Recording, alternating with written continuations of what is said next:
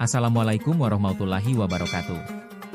Semoga kita diberikan yang baik-baik dan terbaik buat kita semua di dunia dan akhirat. Amin amin ya robbal alamin. Kisah humor dan keberanian Abu Nawas tentang pembangunan yang salah arah. Pada suatu hari yang panas, Abu Nawas berjalan melintasi kota dan tiba di sebuah kawasan yang sedang mengalami pembangunan besar-besaran. Jalan-jalan yang sedang dibangun sangat megah dan lebar, diaspal dengan sempurna dan dihiasi dengan berbagai konstruksi modern yang terlihat sangat mahal. Di sepanjang jalan tersebut, berbagai mesin berat bekerja tanpa henti, dan para pekerja tampak sibuk dengan proyek mereka. Namun, ketika Abu Nawas melanjutkan langkahnya dan melihat lebih jauh ke sekeliling, ia mulai merasa ada yang tidak beres.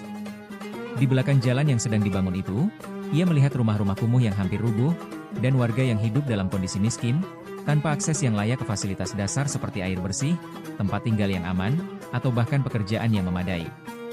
Anak-anak bermain di antara tumpukan sampah, dan orang tua tanpa bekerja keras hanya untuk memenuhi kebutuhan sehari-hari. Abu Nawas berhenti sejenak, memikirkan kondisi yang sangat kontras antara proyek pembangunan megah dan realitas hidup warga yang melarat di sekitar kawasan tersebut. Ia merasa bahwa ada sesuatu yang harus diperbaiki. Dengan senyum khasnya yang tajam, ia memutuskan untuk berbicara kepada pejabat yang bertanggung jawab atas proyek besar itu. Abu Nawas berjalan menuju seorang pejabat yang tampak bangga dengan proyek jalan yang sedang dibangun.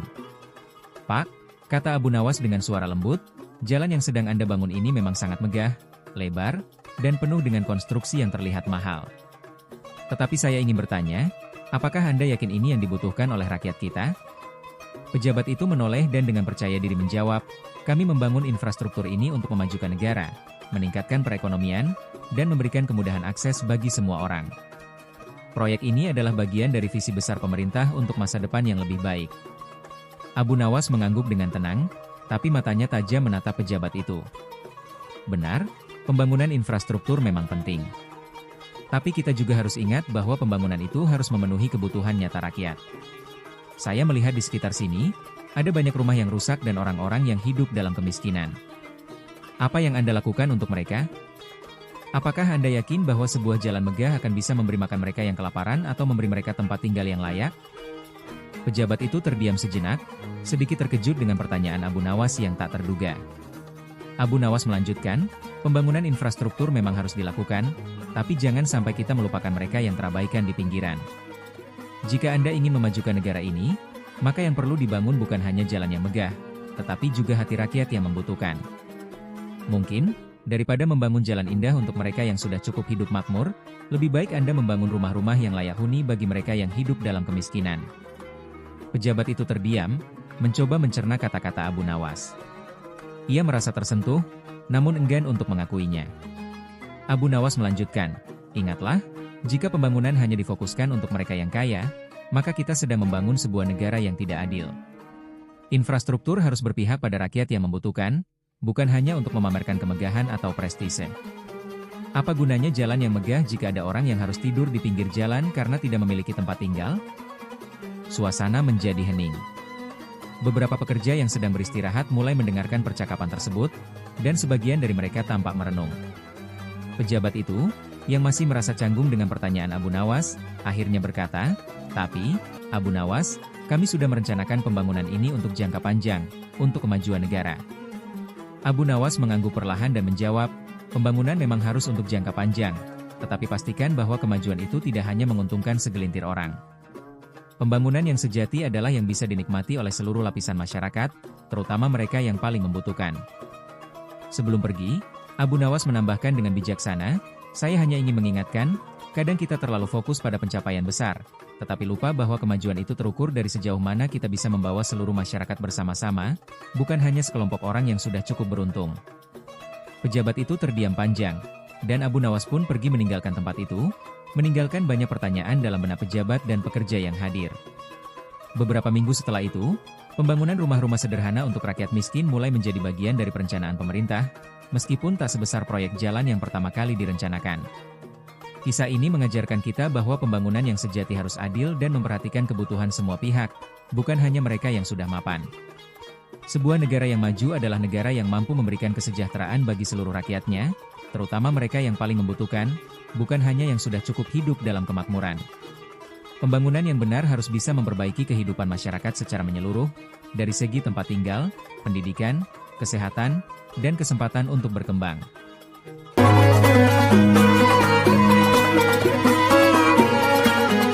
Kisah menarik selanjutnya yaitu Abu Nawas debat dengan pemimpin yang hanya banyak berbicara. Pada suatu hari yang cerah, Abu Nawas duduk di alun-alun kota, menikmati angin yang berhembus lembut. Di kejauhan, ia melihat kerumunan orang yang berkumpul di sekitar sebuah podium besar.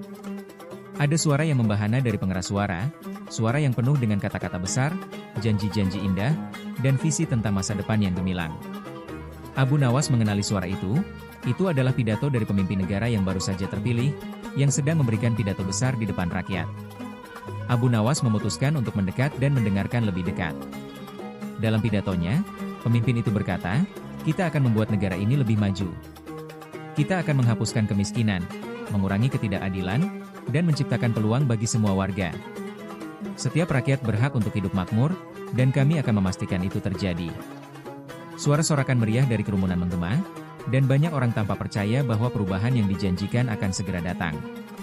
Namun, Abu Nawas yang terkenal dengan kebijaksanaannya, tidak begitu mudah terpengaruh oleh kata-kata manis dan pidato yang penuh semangat. Dia tahu, kata-kata bisa sangat mudah diucapkan, tetapi tindakan yang nyata jauh lebih sulit dilakukan. Setelah pidato itu selesai, Abu Nawas, dengan langkah tenang, mendekati sang pemimpin yang tampak bangga dan tersenyum di atas podium. Ketika pemimpin itu melihat Abu Nawas, dia memanggilnya, "Ah, Abu Nawas. Terima kasih telah hadir dalam pidato saya. Saya harap Anda merasa terinspirasi seperti rakyat lainnya." Abu Nawas menatap pemimpin itu dengan tajam dan berkata dengan tenang, "Tuan, pidato Anda sangat menginspirasi. Memang. Kata-kata Anda penuh dengan harapan dan janji perubahan. Tetapi saya ingin bertanya, apakah Anda juga akan melakukan apa yang Anda katakan? Atau kata-kata ini hanya akan menjadi angin lalu yang tidak pernah terrealisasi?" Pemimpin itu terkejut dengan pertanyaan Abu Nawas, tetapi dia mencoba tersenyum dan menjawab dengan percaya diri, "Tentu saja. Kami akan segera melaksanakan semua yang kami rencanakan. Semua janji yang saya sampaikan akan kami wujudkan. Kami akan bekerja keras untuk memenuhi harapan rakyat." Abu Nawas menggelengkan kepalanya perlahan. "Saya sudah sering mendengar pidato-pidato yang indah, Tuan. Begitu banyak pemimpin yang berdiri di podium, berbicara tentang perubahan, kemajuan, dan kesejahteraan rakyat. Namun, kenyataannya, banyak dari kita yang masih hidup dalam kesulitan. Masih ada yang kelaparan, yang tidak memiliki rumah, yang tidak bisa mengakses pendidikan yang layak. Jadi, izinkan saya bertanya lagi, Tuan, apakah janji-janji indah Anda akan berubah menjadi kenyataan? Atau hanya akan menjadi sekadar kata-kata?" Pemimpin itu terdiam, wajahnya sedikit terkejut, dan matanya mulai memancarkan keraguan. Abu Nawas melanjutkan, "Jangan biarkan kata-kata menjadi angin lalu. Kata-kata bisa memukau, tetapi tindakan yang nyata yang akan membawa perubahan. Jika Anda benar-benar ingin membuat perubahan, lakukanlah, bukan hanya berbicara. Rakyat kami menunggu hasil, bukan hanya janji-janji kosong." Pemimpin itu menundukkan kepala, menyadari kebenaran yang baru saja diungkapkan oleh Abu Nawas.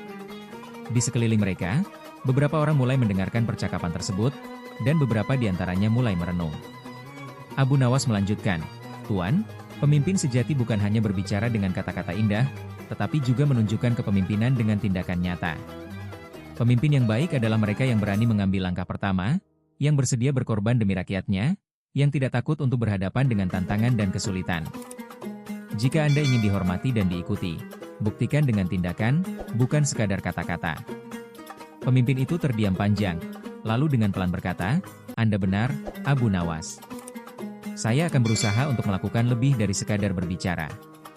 Saya akan memastikan bahwa perubahan yang kami janjikan tidak hanya ada dalam kata-kata, tetapi juga dalam tindakan nyata." Abu Nawas tersenyum, "Itulah yang saya harapkan, Tuan. Ingatlah, rakyat akan menilai kita bukan berdasarkan pidato kita, tetapi berdasarkan apa yang kita lakukan untuk mereka." Setelah percakapan itu, pemimpin itu kembali ke tempatnya, dan Abu Nawas pun pergi meninggalkan kerumunan. Meskipun kata-kata Abu Nawas telah membuat pemimpin itu berpikir, Abu Nawas tahu bahwa perubahan nyata membutuhkan waktu dan usaha yang tak kenal henti. Yang terpenting adalah bahwa pemimpin itu mulai menyadari bahwa kata-kata besar tidak akan cukup untuk membawa kemajuan jika tidak diikuti dengan tindakan yang nyata. Kisah ini mengajarkan kita bahwa pemimpin yang baik bukan hanya bisa berbicara dengan indah, tetapi juga harus bertindak dan menepati janji-janji mereka. Kata-kata bisa memukau, tetapi hanya tindakan yang akan membawa perubahan yang sejati. Pemimpin yang sejati adalah mereka yang berani mewujudkan impian rakyat dengan usaha dan kerja keras, bukan hanya sekadar berbicara tanpa tindakan nyata. Kisah keberanian dan inspiratif selanjutnya yaitu Abu Nawas protes pada pemimpin yang mengabaikan rakyat. Pada suatu pagi yang cerah, Abu Nawas berjalan-jalan di pasar yang ramai. Pasar itu dipenuhi dengan hiruk-pikuk pedagang yang menawarkan barang dagangan mereka, serta orang-orang yang sibuk berbelanja kebutuhan sehari-hari. Namun, di balik keramaian itu, Abu Nawas bisa mendengar keluhan-keluhan dari warga yang tampaknya semakin cemas. Harga beras semakin tinggi. Bagaimana kami bisa bertahan hidup? Ujar seorang ibu dengan anaknya yang tampak kelaparan. Tidak ada cukup obat di klinik. Bagaimana kalau kami sakit? Keluh seorang bapak yang tampak kelelahan. Abu Nawas terdiam sejenak mendengarkan keluhan rakyat. Ia bisa merasakan penderitaan mereka, tetapi juga merasa bahwa suara mereka tidak cukup didengar oleh mereka yang berkuasa.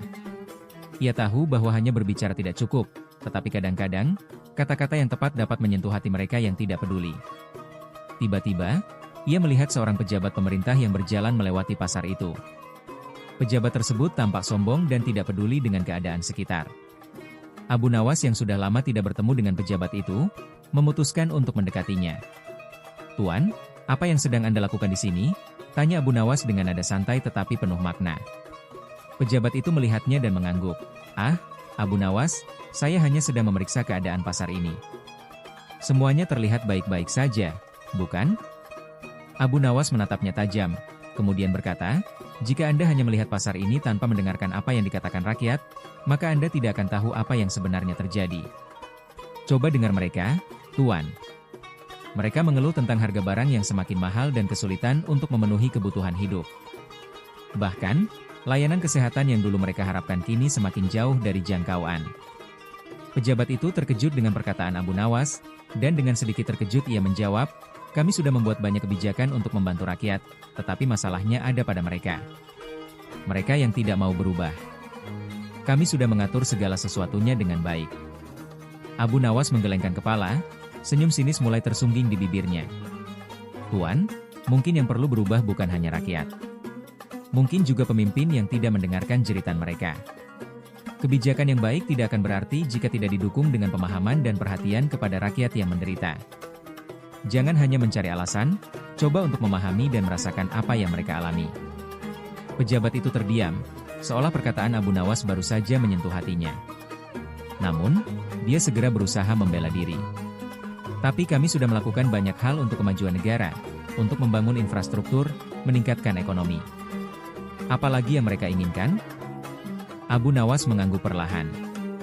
"Pembangunan dan kemajuan memang penting, Tuan. Tetapi ketika rakyat masih kelaparan, ketika mereka tidak bisa mendapatkan pengobatan yang layak, ketika mereka terjebak dalam kemiskinan, apa artinya semua itu? Pembangunan yang megah tidak akan pernah berarti jika orang-orang yang Anda pimpin tidak merasakan manfaatnya." Ia berhenti sejenak, memberi waktu kepada pejabat itu untuk mencerna kata-katanya. "Lihatlah sekitar Anda, Tuan. Jangan hanya melihat angka-angka dan laporan yang disajikan kepada Anda. Cobalah untuk berbicara dengan mereka, hidup bersama mereka sejenak, dan rasakan apa yang mereka rasakan.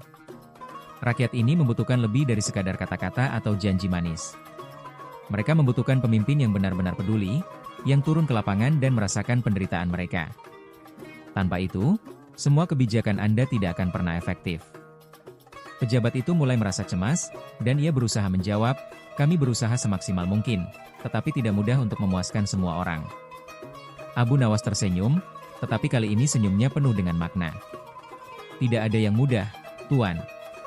Tetapi jika Anda tidak mencoba, bagaimana Anda bisa tahu apa yang sebenarnya dibutuhkan oleh rakyat? Pemimpin sejati bukan hanya mereka yang berbicara banyak atau membuat kebijakan yang indah. Pemimpin sejati adalah mereka yang berani turun ke lapangan, melihat langsung masalah rakyat, dan memberikan solusi yang nyata. Jika Anda ingin dihormati dan diikuti, mulailah dengan mendengarkan suara mereka, bukan hanya mendengarkan laporan dari bawahannya." Pejabat itu terdiam, Matanya mulai tampak ragu. Abu Nawas melanjutkan, "Tuan, rakyat ini tidak butuh janji kosong. Mereka butuh tindakan nyata. Jadi, jika Anda ingin membuktikan bahwa Anda seorang pemimpin, cobalah untuk memahami mereka terlebih dahulu. Tunjukkan bahwa Anda peduli, dan lakukan apa yang bisa Anda lakukan untuk memperbaiki hidup mereka." Setelah beberapa saat terdiam, pejabat itu akhirnya mengangguk perlahan. "Terima kasih, Abu Nawas. Anda benar. Saya akan mencoba lebih mendengarkan rakyat dan lebih peduli dengan kebutuhan mereka." Abu Nawas mengangguk dan berjalan menjauh. Ia tahu, meskipun kata-katanya mungkin hanya membuat sedikit perubahan, setidaknya pemimpin itu mulai berpikir lebih dalam tentang tanggung jawabnya. Kisah ini mengajarkan bahwa pemimpin sejati adalah mereka yang mampu mendengarkan dan merasakan penderitaan rakyatnya, bukan hanya berbicara tanpa tindakan nyata. Pemimpin yang peduli akan selalu berusaha untuk mencari solusi bagi masalah yang dihadapi rakyatnya, bukan hanya mengandalkan alasan-alasan yang tidak mengarah pada perubahan yang berarti.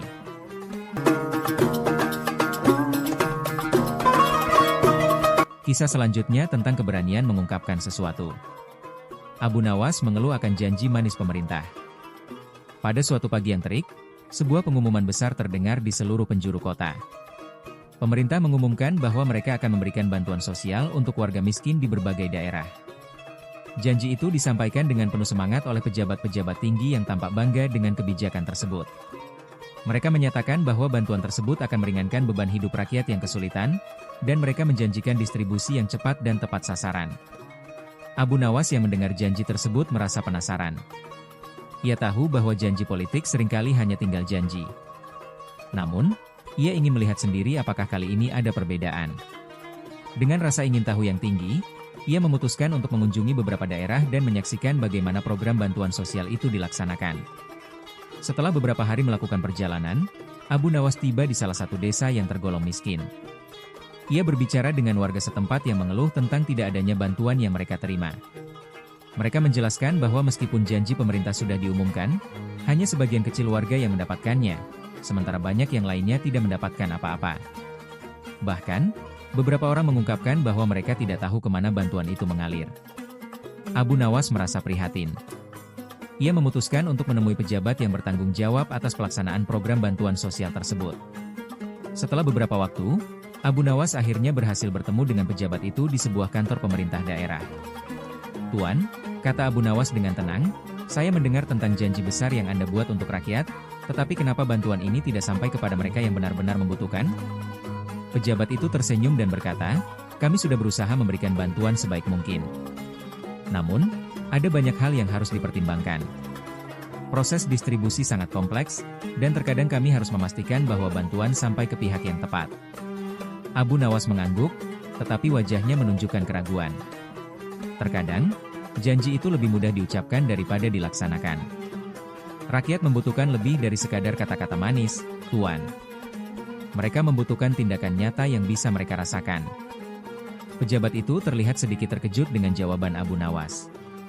Ia mencoba menjelaskan lebih lanjut, "Kami tidak bisa mengontrol semua hal, ada banyak faktor yang menghalangi kami. Tapi kami sudah mengalokasikan dana dan membagikan sebagian dari itu." Abu Nawas menatap pejabat itu dengan penuh perhatian. "Saya mengerti bahwa hal-hal administrasi bisa mempersulit, tetapi jika Anda benar-benar peduli, maka Anda akan menemukan cara untuk memastikan bantuan sampai ke rakyat yang membutuhkan. Jangan hanya berhenti pada alasan-alasan. Rakyat tidak membutuhkan janji kosong, mereka membutuhkan perubahan yang nyata." Kemudian, Abu Nawas beranjak pergi dari kantor tersebut dan kembali ke desa yang ia kunjungi. Di sana, ia berbicara dengan lebih banyak orang dan mendengar cerita yang sama.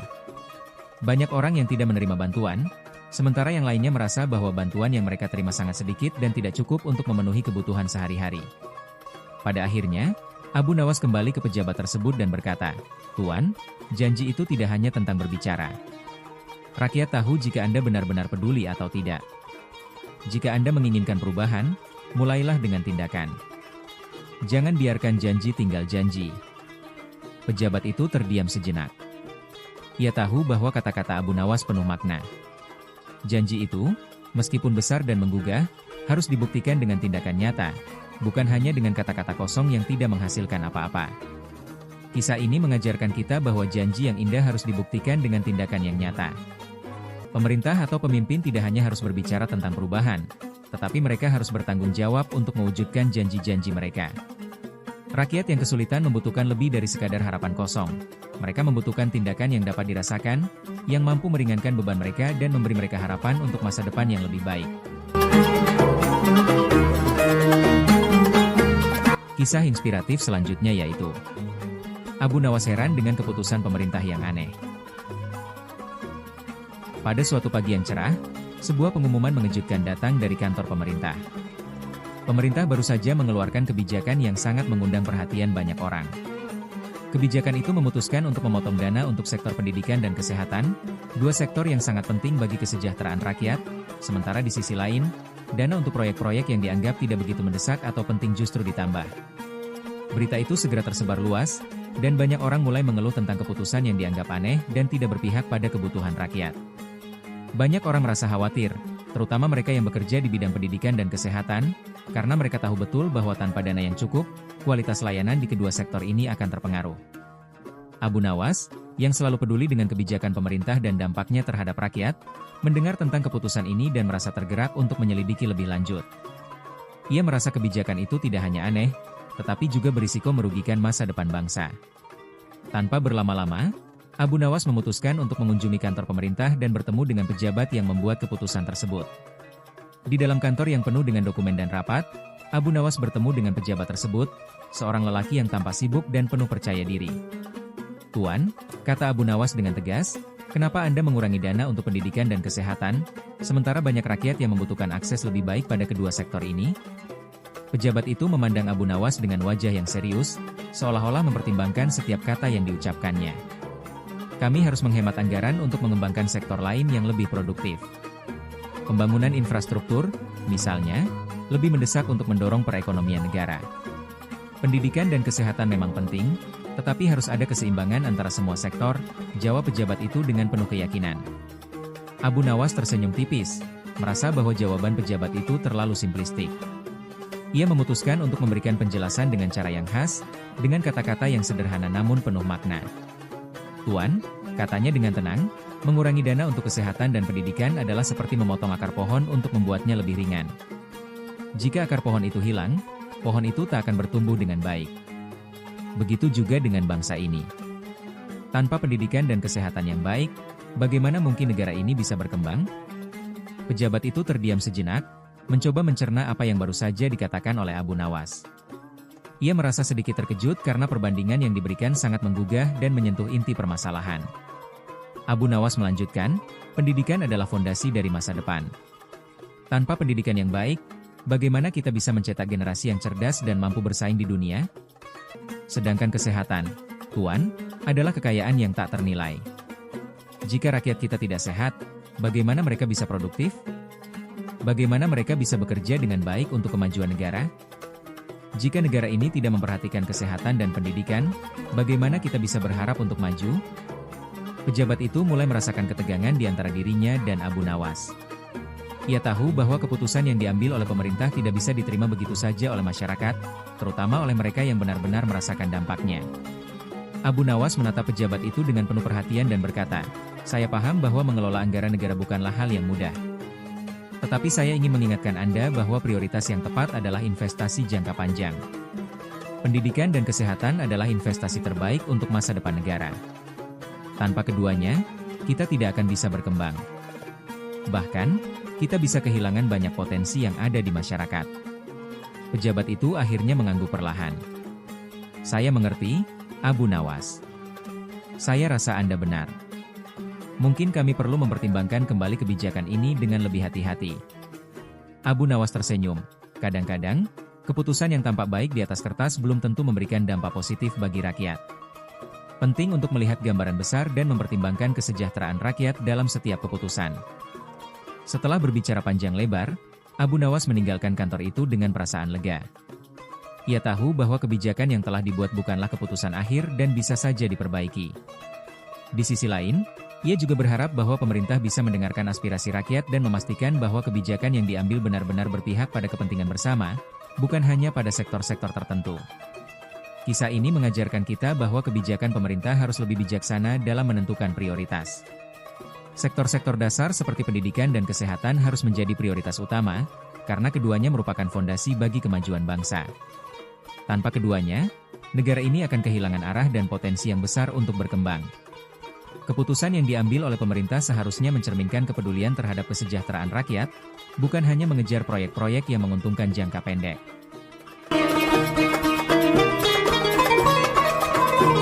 Kisah kecerdikan dan humor selanjutnya dari Abu Nawas yaitu tantangan membuat pakaian yang dapat dilihat oleh orang jujur. Di sebuah kerajaan yang makmur di bawah kepemimpinan Khalifah Harun al-Rasyid, hiduplah seorang cendekiawan cerdik bernama Abu Nawas. Kejenakaannya sudah terkenal di seluruh penjuru negeri, dan seringkali ia diundang ke istana untuk menghibur sang khalifah dengan kecerdasannya. Orang-orang takjub dengan kepandaian Abu Nawas dalam menjawab teka-teki, memecahkan masalah, dan bahkan membalikan keadaan yang sulit menjadi keuntungan baginya. Suatu hari, Khalifah Harun al-Rasyid yang selalu ingin menguji kecerdikan Abu Nawas, memanggilnya ke istana. Dengan senyum penuh arti, sang khalifah berkata, "Abu Nawas, aku ingin engkau membuat pakaian yang istimewa untukku. Tetapi bukan pakaian biasa, melainkan pakaian yang hanya dapat dilihat oleh orang yang jujur. Orang yang berdusta tidak akan bisa melihatnya." Abu Nawas mengangkat alisnya, berpikir sejenak, lalu tersenyum kecil. Ia tahu bahwa ini adalah tantangan yang sukar, tetapi ia juga memahami bahwa sang khalifah ingin bermain-main dengan konsep kebenaran dan kebohongan. Dengan penuh hormat, ia menjawab, "Baginda, perintahmu adalah kehormatan bagiku. Beri aku waktu 3 hari untuk menyiapkan pakaian tersebut." Setelah mendapat izin, Abu Nawas kembali ke rumahnya dan mulai berpikir. Ia tahu bahwa pakaian semacam itu tidak mungkin ada, tetapi ia juga tidak bisa menolak permintaan sang khalifah. Ia berjalan mondar-mandir di dalam rumahnya, memutar otak untuk mencari jalan keluar. Akhirnya, sebuah ide brilian muncul dalam benaknya. Dengan senyum penuh kemenangan, ia pun bersiap-siap untuk melaksanakan rencananya. 3 hari kemudian, Abu Nawas kembali ke istana dengan membawa sesuatu yang tampaknya tidak terlihat oleh siapapun.